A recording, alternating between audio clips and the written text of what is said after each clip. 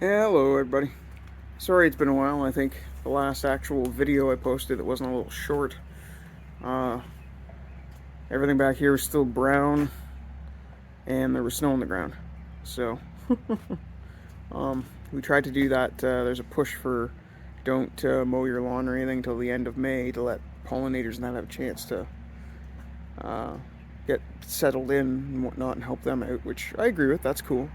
But the problem was it got thick enough that 22 horsepower, 42-inch deck lawnmower that is hiding back there was starting to chug and choke out on the grass. So we got halfway through. We tried to help. A bunch of the dandelions, were everywhere, so they got a nice little meal, I guess. The pollinators, and yeah. Anyways, so hi. Yeah, some stuff's happened. Stuff's moved around. The world's completely, utterly lost its mind now. Um, Gas is now at $8 a gallon here for regular, or $2.05 Canadian per liter. Yay. So nothing with it. I did finally get all the stuff that I had buried in the basement onto this. It is now wired. All the lights work. Rear brakes have been greased up. Or rear bearings, I should say, have been greased up. The brakes have been put on. They aren't really stopping though. I think I need to adjust them. Or adjust them more. The only thing I haven't quite buttoned up wiring wise is actually in here we are going to be putting a updated version of this. So we have a nice interior light, so there's actual light in here. But we're going to put it up there and just run the wiring over. And as you can see, I've got behind this blanket, that's the rain sheet, I've got some sheathing. And I'll just run straight down there and I will be zipping and fastening the sheathing on this side of that support so that horses can't get to it. And then with the flooring, I'll just have a little cutout for it down there and we'll secure it and it'll be good. The only other thing in here that needs to be done, besides, putting up the padding and that again, is we are going to be scrubbing and painting all this because it is all nice and flaky and and it's kind of dark in here with all the gray. We're gonna brighten it up in here with a semi-gloss white, and yeah, then we just need some floorboards. Don't mind a Charger GT's exhaust. And I have to put something on these panels here for sound deadening and whatnot. But the problem is, as you can see, water comes in. So if I can avoid using wood, it'd be awesome. Maybe, I don't know if anybody knows of any kind of synthetic that's kind of like wood, like that I could actually just say screw those panels to. Because they're just panels like this that the horse can lean up against. Because I really don't want anything that's going to hold this moisture against that. I want something that's going to be able to breathe a little bit though, just so it doesn't rot any quicker than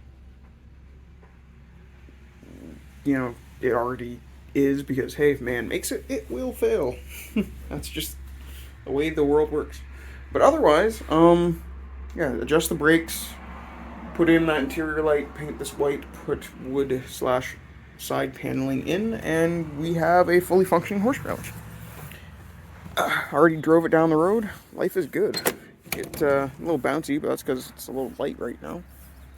Also, actually figured out these for being able to tie off the horses. Obviously not while we're going down the road, but when we're where we're going with them, you can tie them there, tack them up, and whatnot. So there's that. So let's see, what have we done? What have we talked about? Showed you my yard, trailer, how nothing's happened with that because outrageous gas prices. So there she is, the wonderful amazing L26 with rods that are wicked strong. AKA, they snap like twigs if you do something wrong. Yay!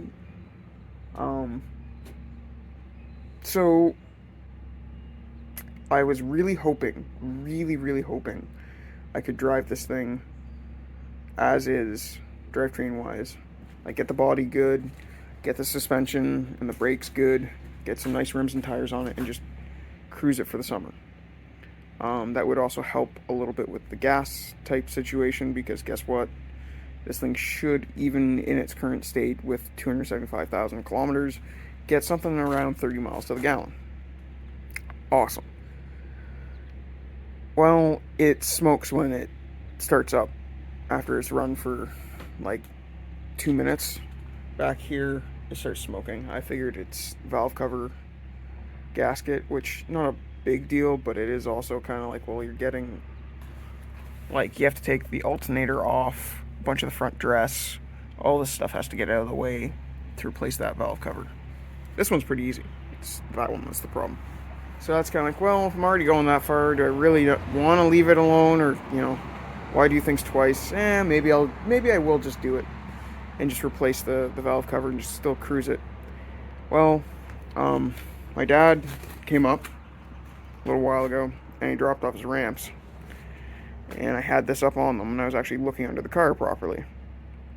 It is coated in oil, and I tried starting up the car, and pretty much every gasket surface, every joint where there is a gasket, it is leaking oil. I'm wondering if, because the exhaust on this is, it looks alright, like it's all factory stuff, nothing aftermarket, up until the catback. The catback is full of holes and pretty much junk. I'm wondering if the cat is actually clogged on this and it's building up pressure inside and forcing oil out. But the problem with that is, if that's the case, it's probably murdered every seal and gasket on the car. Like, everyone probably needs to be replaced now. So it's again well, I guess I'm not going to cruise with this. I'm going to be just whole thing out, go get new low mileage motor, do all my stuff to it, put in. So yeah, it still runs. I can still put it around the driveway and that, at least, to do what I need to do. But anyways, on to the rest of what's happened. You'll notice that I'm missing some headlights, which I found they aren't just cloudy, they are completely toast. Like, the lens is pulling away from the backing. So good thing I was planning on replacing those anyways. Those are foggy as all get out. And guess what? I actually found really cheap brand new ones. Have them sitting in the basement. It's great. Why all that has already happened is I have a junkyard fender to replace this one, because I really didn't want to try to hack and do my terrible welding to fix this up and try to make a little patch panel for a weird contour here, a shelf, and another contour and contour and contour. Now when a junkyard fender's like $50. So I've got that. I painted it up using Duplicolor. I still need to wet sand it and polish it because it's got orange peel like no tomorrow. Not nice and smooth like this. But the point is, to get this fender off, you have to, the fascia is attached to it on this plate here. That's actually one of the screws, or the clips that let the bolt go through. So you have to separate this. You also have to take off the hood, because that's part of what's holding the fender on. So hood off, fascia off, fender out, new fender on. Here's the thing. Instead of masking everything off and whatnot, I'm like, well, if the fascia on one side's already got to come off, the hood's already got to come off, that means this is one step away from coming off.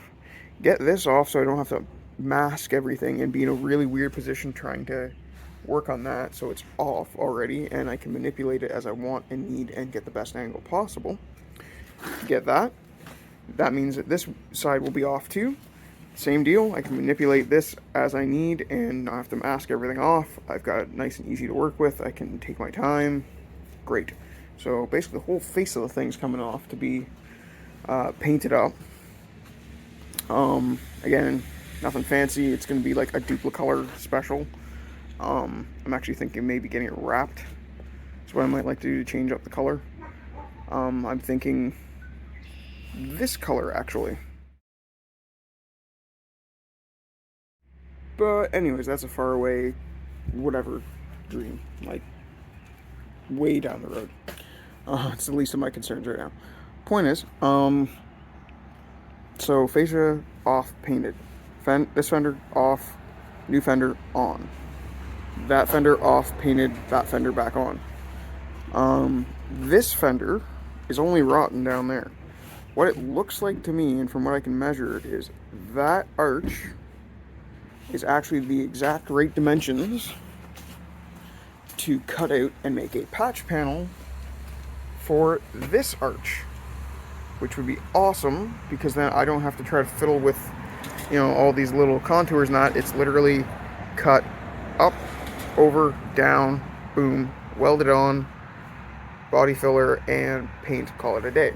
I have a piece of sheet metal downstairs to make a quick patch for this. Cool, that's good.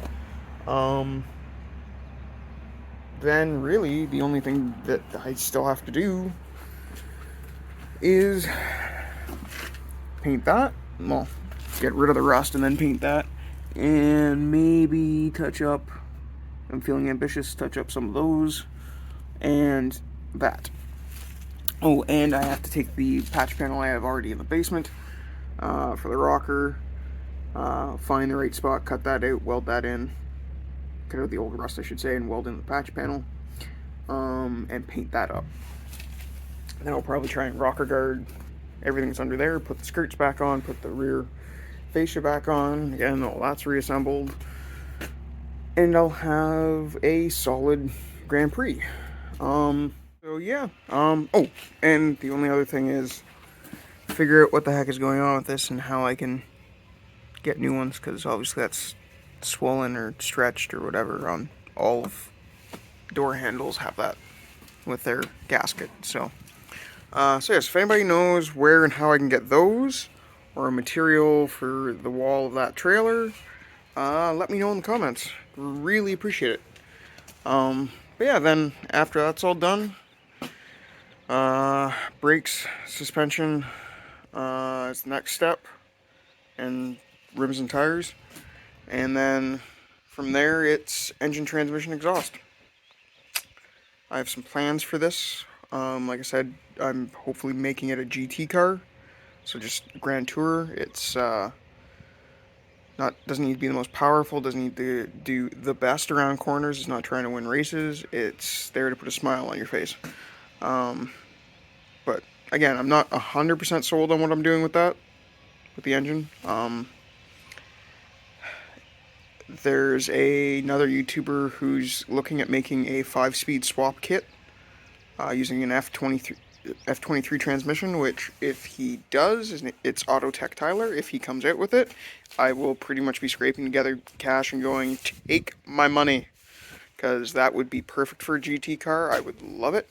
But so far it looks like I'm sticking with the 4T65E, which I don't want to be making too much power, because for a GT car you need reliability. So anyways, point is, I have plans, not set in stone. Once I figure out 100% what I'm doing, I'll let you know.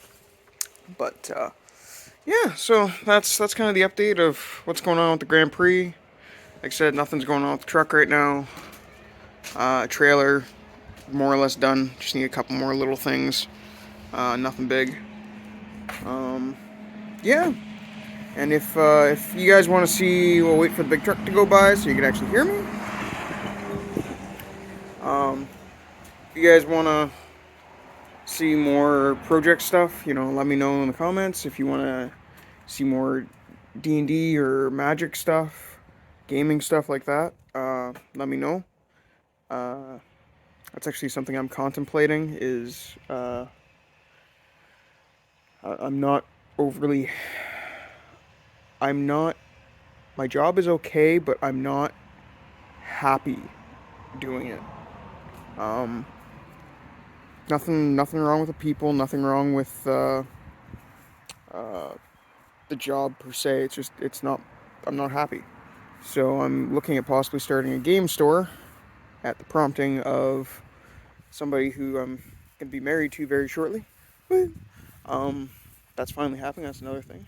It's awesome. But she's suggesting maybe I follow my dreams and try a game store. So I don't know if anybody's got any advice for starting a very small business in a very small touristy town. Again, let me know. But yeah, that's it for now. Thanks for popping by. We'll chat soon, and don't forget to like, comment, subscribe. You know, share this with your friends, and hopefully we can grow this channel. All right, everybody. We'll talk to you soon.